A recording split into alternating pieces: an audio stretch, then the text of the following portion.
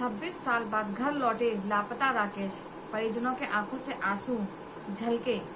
जी हाँ दोस्तों, ऐसा ही एक घटना है जिसको मैं आपको बताने वाली हूँ।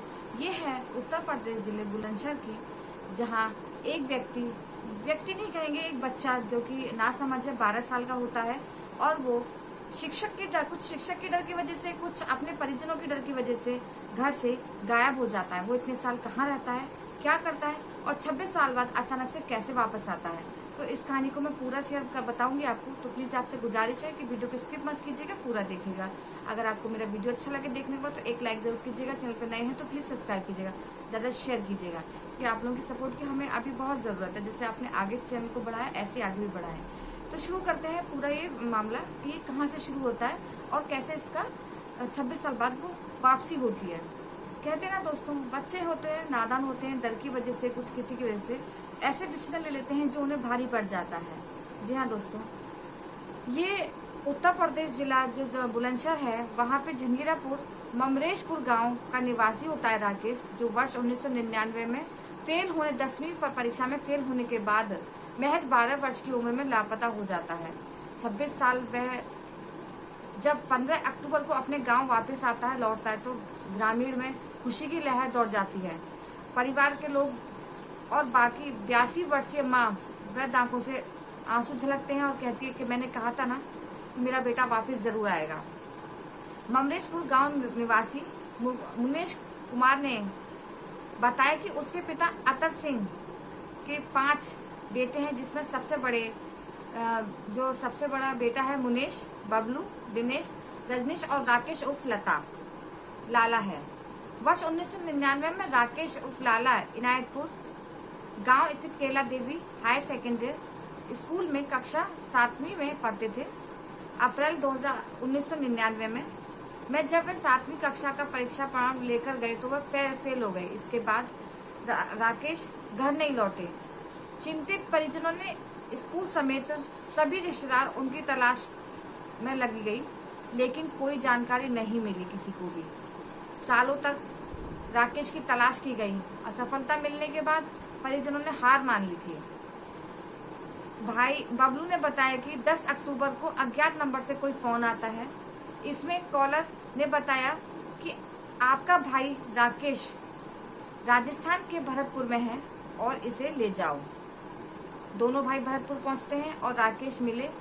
भाई ने मिलकर राकेश को फूट कर रोने लगा। बड़े भाई ने अपने छोटे भाई को, बिछड़े हुए भाई जो था, उसका गले लगाया और पहचान लिया।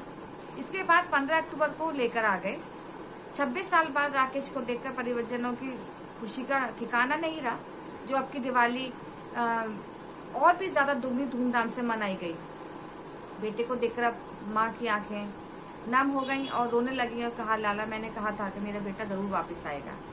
अचानक से ऐसा क्या हुआ? राकेश ने बताया कि परीक्षा में फेल होने के बाद, जैसे कि मैंने आपको वीडियो में बताया, मैं घर नहीं गया। ऐसे में नोएडा की एक बस में बैठ गया और वहां बस में के मध्य दिल्ली पहुंच गया। केवल 12 वर्ष की उम्र में ना तो सही समझने की अकल थी और ना ही गलत समझने की अकल थी, जिसके चलते वो उलझन में पड़ गया। दिल्ली के वनखंडी मंदिर में जाकर सेवा करने लगा और इसके बाद पुजारियों के साथ हरिद्वार, ऋषिकेश, उत्तराखंड व जब युवा हुआ घूमता रहा। और जब वो बड़ा हुआ कुछ, तो लोगों ने नौकरी करने के लिए कहा। जयपुर, पालनपुर, हिम्मतनगर, गोंधारा, गुजरात में मजदूरी करी। गुजरात में केमिकल का एक ड्रम उसके ऊपर गिर गया, जिसके बाद सिर व छाती में चोट लगी। राजस्थान की स्वयं सेवा संस्था ने उसका उपचार किया।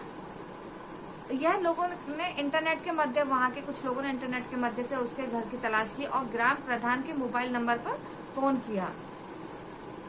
बीच में वो एक बार जरूर आया था। पिता की मौत की जानकारी में उसका जो दिल बहुत भावुक हो गया।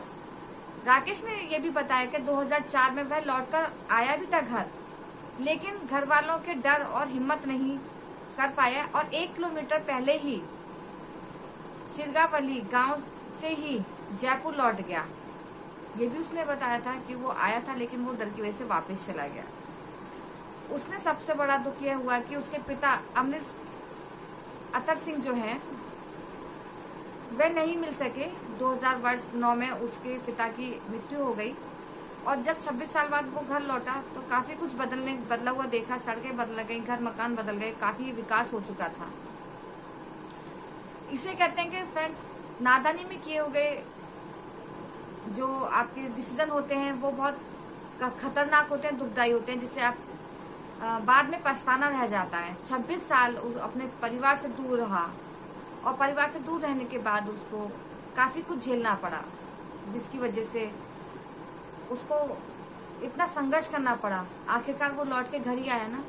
तो ऐसे कोई भी बच्चे को ना ही डर रहना चाहिए कि मैं शिक्षा में फेल हो जाऊंगा या घर वाले क्या कहेंगे। तो फ्रेंड्स, आपको मेरा वीडियो कैसा लगा मुझे बताइएगा। अगर कहीं कोई गलती हो तो मुझे प्लीज़ कमेंट्स में बताइए, जिससे कि मैं अपनी गलती को सुधार सकूं। और ज़्यादा शेयर कीजिएगा और ज़्यादा सब्सक्राइब कीजिएगा। राधे राधे।